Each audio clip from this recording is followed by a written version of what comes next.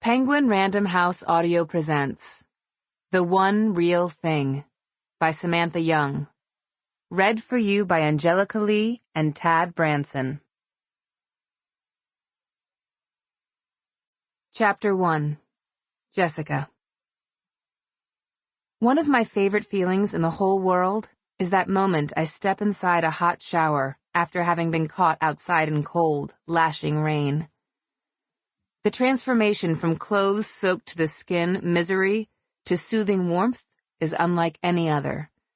I love the resultant goosebumps and the way my whole body relaxes under the stream of warm water. In that pure, simple moment, all accumulated worries just wash away with the rain. The moment I met Cooper Lawson felt exactly like that hot shower after a very long, cold storm. The day hadn't started out all sunshine and clear skies. It was a little gray outside, and there were definite clouds, but I still hadn't been prepared for the sudden deluge of rain that flooded from the heavens as I was walking along the boardwalk in the seaside city of Hartwell. My eyes darted for the closest available shelter, and I dashed toward it. A closed bar that had an awning.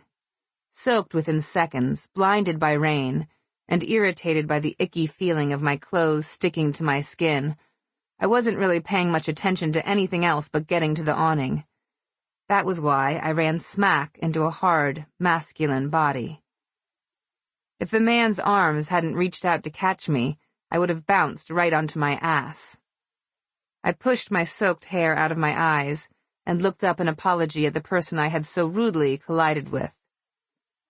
Warm, blue eyes met mine. Blue eyes. Like the Aegean Sea that surrounded Santorini.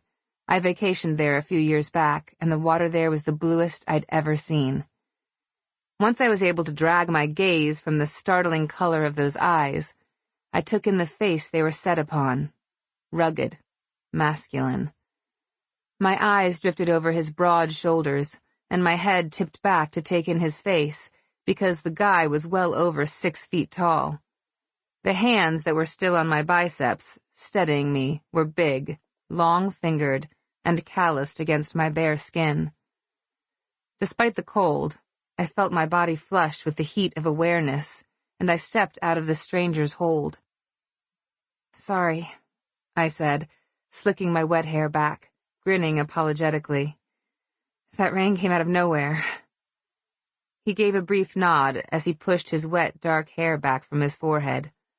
The blue flannel shirt he wore over a white t-shirt was soaked through, too, and I suddenly found myself staring at the way the t-shirt clung to his torso. There wasn't an ounce of fat on him. I thought I heard a chortle of laughter, and my eyes flew to his face, startled, and horrified at the thought of being caught ogling.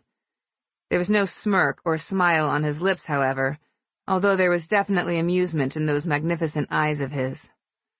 Without saying a word, he reached out for the door to the quaint building and pushed. The door swung open, and he stepped inside what was an empty and decidedly closed bar. Oh. Okay for some, I thought, staring glumly out at the way the rain pounded the boardwalk, turning the boards slick and slippery. I wondered how long I'd be stuck there. "You can wait out there if you want. Or not." The deep voice brought my head back around. The blue-eyed, rugged flannel guy was staring at me. I peered past him at the empty bar, unsure if he was allowed to be in there. "Are you sure it's all right?"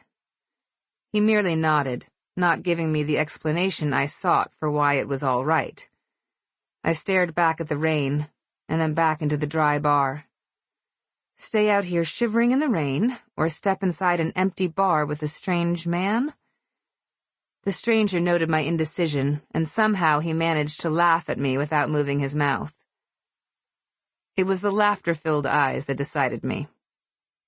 I nodded and strode past him. Water dripped onto the hardwood floors, but since there was already a puddle forming around the blue-eyed, rugged flannel guy's feet, I didn't let it bother me too much. His boots squeaked and squished on the floor as he passed me, the momentary Sample complete. Ready to continue?